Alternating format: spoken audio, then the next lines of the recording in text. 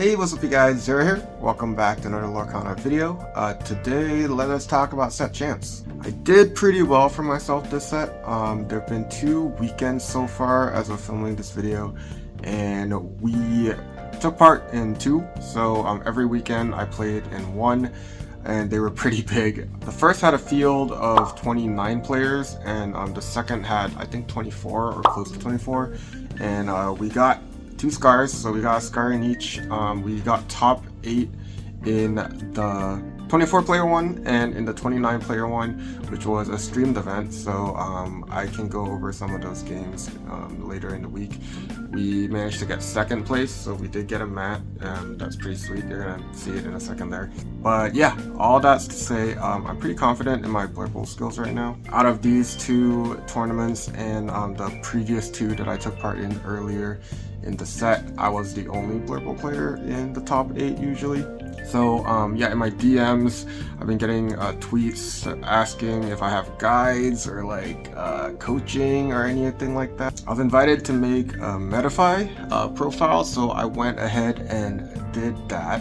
And since I did that, I decided to write my BLURPLE guide as well for everyone who wanted to just, take part in all the multiple hundreds of hours I spent trying to figure this deck out.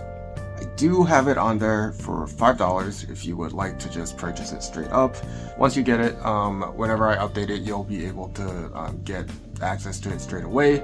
Or if you prefer and you would like to support me on a more consistent basis, I'll have a 2 tier set up. I'm probably gonna make more later on, but I'll just have a supporter tier where you can just give a little bit per month.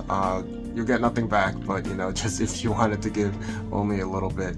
And the 2nd tier here is heroic. If you do this tier, then you'll have access to the guide for free, and I'll also mention you at the end of my videos. And we'll probably have more perks figured out later on for this and future tiers. But yeah, aside from all that, back to talking about set champs. I did do a deck profile for my 2nd place BLURPLE deck list. You can check it out here. I did it for the Aladdin's Castle channel, which is awesome. If you haven't seen AC's content, he's a super cool guy, so yeah, you can go over there, check it out. Check out the deck profile if you want. I'm not gonna go over the deck over again, so yeah, go check that out if you want to see it over there. But I will talk a bit more about the matchups right now, as well as go over the deck that I brought to my 2nd set champ. I did change a couple things. Not all of them make sense, and not all of them I would recommend, but we'll talk about it after as well. So yeah, once you go check out the deck profile and everything I had to say about that, come back here and we will start talking about the matchups right now. Well yeah, first things first, matchups for the 1st set champs. We played a total of 5 rounds, cutting to top 8 from there, and then it's single elimination down to the final 2. Round 1, we were up against Ruby Amethyst, and we won that game 2-1. This is actually against a friend of mine. He's been a little out of practice, so he says, and he was playing a little bit high on the uninkable counts, and that kind of resulted in him breaking a little bit. But yeah, first game I won kind of just from a couple of awkward turns from him where he doesn't really do much, or an optimal move at least. Game 2 he does take back from me, but we had some super grindy games, and as a result we only had, I think, like close to 5 minutes left for game 3, so I was already ready to kind of chalk it up as a draw. But yeah, game 3 he bricked super hard, and he's a super nice guy about it. He said like he didn't want to stall, because he could. Honestly, if he just like kind of took his time with his turns, we definitely would have drawn. But since a lot of his turns were just like passing and like not doing very much, at least he kind of just played it super fast, and of course I just kind of blitzed it because I had to win very quickly, and since he had some non-optimal turns, it ended up working in my favor. So yeah, appreciate that. But yeah, we took the win for round 1 from there. Round 2 we were up against Amber Steel, Diggy Diggy Hole. This is a famous aggro player in our community, and she absolutely wrecks me. We got taken out 1-2, so we were on the draw, I believe, which obviously didn't help. But yeah, did really solid plays. She also got some pretty good top decks, so like hitting that dock when she needed it, and hitting really good curves after the dock. But still really hard to catch up after that, and we do end up losing game 3. So yeah, we walk in with 1 win and 1 loss into round 3, where we face off against Blue Steel. This was kind of like a mix of the aggro and the regular version. I don't think it had any wheels, so there were no wheels. It still had like, you know, harem and the items, but it also had Alice and like Gantu and Beast and all that stuff. We did end up winning that match 2-1. I believe we were on the play here, so it's just when we went first, they kind of struggled to keep up, but when they went first, I think they just kind of like, they had a lot of big bodies on board. Oh, they also played Simba, the 7-cost Simba, which I didn't expect, but it was just a bunch of big bodies that I had trouble trading into, because I don't think I found any crabs, or like, I think I had like 1 or 2 foxes, but no crabs, so it was really hard to challenge into those big bodies. But yeah, we did end up winning at the end, game 3, where, you know, when we just blitzed, they couldn't really keep up. Round 4 was a mirror match. I think it's the first mirror match. I think it's the only mirror match I've ever played.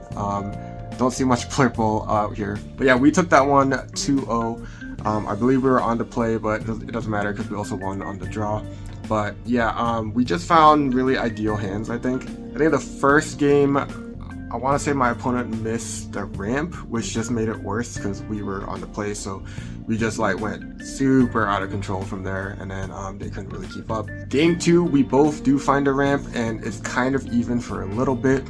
But then I just had all the draw because I think it helped that I had more rabbits than him, so my rabbits were just kind of bouncing back and forth. They were singing Friends over and over again, and then I just ended up having way more cards than he did. I do think he didn't find any rabbits this game, so a little unfortunate again, but yeah, we take those 2-0. Yeah, sometimes it just happens, and I think our density of rabbits did help in that situation. And for round 5, kind of sad. I do know this guy as well. He was playing Green Steel, but we were expecting to ID into the top 8 because at this point we were both 3-1, so we thought a draw would get us in. But the way it turned out, one of us was probably going to be knocked out because one person was 2-1-1. So if he won, he would knock one of us out. So we did end up having to play it.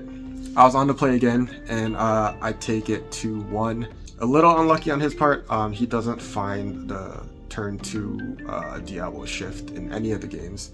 And from there, we just kind of have to play a little reservedly.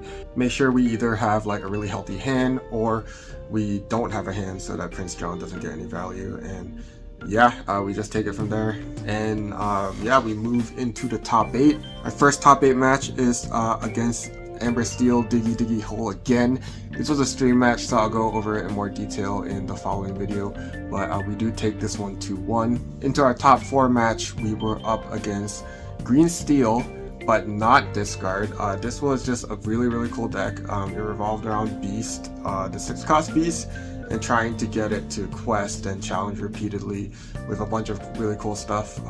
The first game was kind of funny. I was just kind of scratching my head trying to figure it out what he was trying to do and trying not to fall into the trap. But yeah, once I figured it out, I think game 2 was a lot easier, so yeah, we took that one 2-0. Leading into our finals match where we played against Red Blue, and this is also a stream game, so we will also go over it later this week. But yeah, we do lose that one 1-2, so we did end up getting second. But yeah, pretty good showing, I think, especially in such a big tournament and such a, you know, like streamed event and stuff. So I'm pretty happy with the result. Going into our second set champs, I did change up a couple things. Some of it makes sense, some of it was just because I wanted to have a little bit of fun, which may have resulted in me not placing as well, but you know, it's all in the past now. I'm not gonna go over everything, but I will go over what is different from our first set champs run.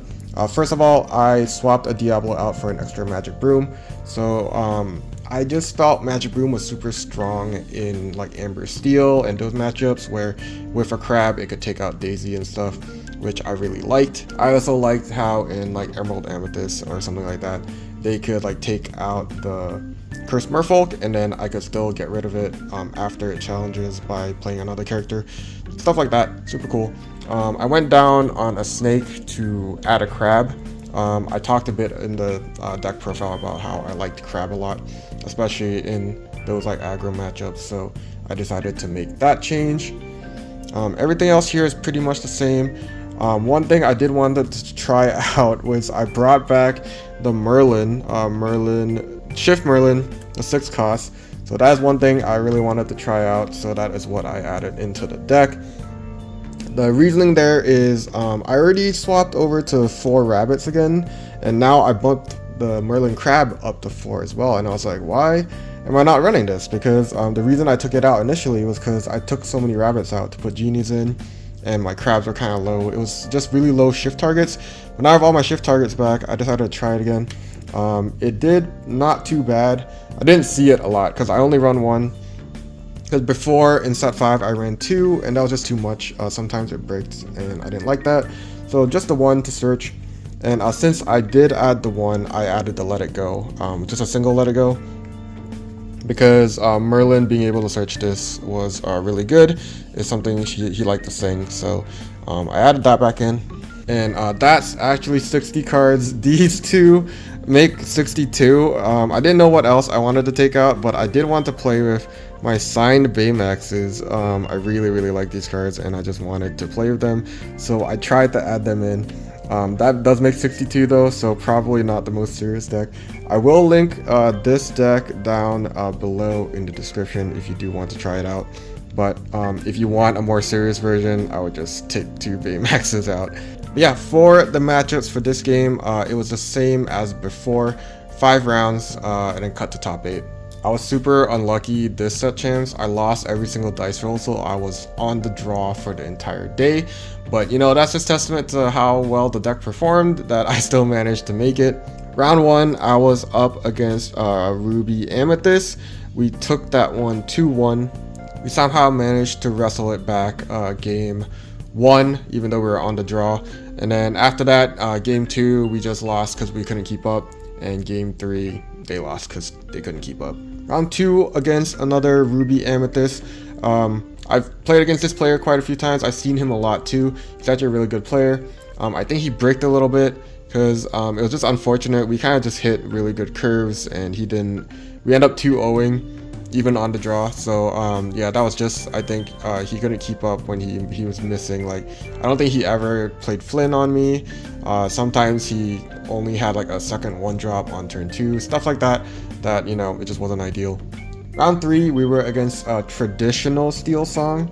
So, you know, just with Ariel, with singing and all that. And we end up drawing on time. The games just took too long. You know, we're just trading back and forth, not really gaining much lore. And then after the second game, I think we only had like 2 or 3 minutes for game 3. And like, we kind of tried to play it out, but yeah, no, that's not enough time. So we got a draw for game 3. Game 4, we were against Red Blue, and we 2-0 this on the draw. We just played super well. They bricked a little bit, like on turn 4 for both games. They played How Far I'll Go instead of a character. So yeah, definitely not ideal. So we kind of ran away with it. It was still really hard, even with that happening. Like some of the games we had to play super carefully to make sure that we didn't just throw away our lead, because we had a lead, but Red Blue can eat that up super quickly. So we still had to do some perfect play. One play I was super proud of is I think I had a big Elsa on board that just exerted 2 characters, and I needed to play another one to keep those 2 characters down. And I didn't want to overexert though, in case we got hit by Be Prepared. So I shifted it onto the other big Elsa, did my quest, and then bounced it back. And then I got to use her twice again after that, which you know, I mean, it sounds super easy it doesn't sound like it's like such an amazing play, but like in the moment it was like really hard not to just play a second Elsa just to have more like lore pressure, you know. I don't know, it's not that crazy, but it was something I was proud of. Anyway, from there, that means we had 3 wins and a draw, so we were able to ID our round 5 to get into top 8. top 8 we faced against green purple, and we were on the draw again. We were second seed going in, but the store decided that we would roll for first player, of course, because you know I had such luck rolling the whole day already, and that just ended up in us losing just because green purple aggro, we just couldn't keep up on when they were on the play, and we won on the play, and then yeah, we just ended up losing in the top 8. So yeah, so far so good. You know, we got our 2 scars, so I'm pretty happy. I think I'm going to attend at least one more set champs. I'm not sure if I'm going to do any more after that. I'm pretty burnt out after such long set champs going on. But I'm going to attend at least one more, and then we'll see after that. But yeah, pretty happy with how things turned out. And yeah, if you want to check out my BLURPLE guide, stuff like that, it is all there. If you want to see it, I'll link it down below. And yeah, thank you guys for watching. BLURPLE Boys forever. I will see you guys in the next video. Ciao.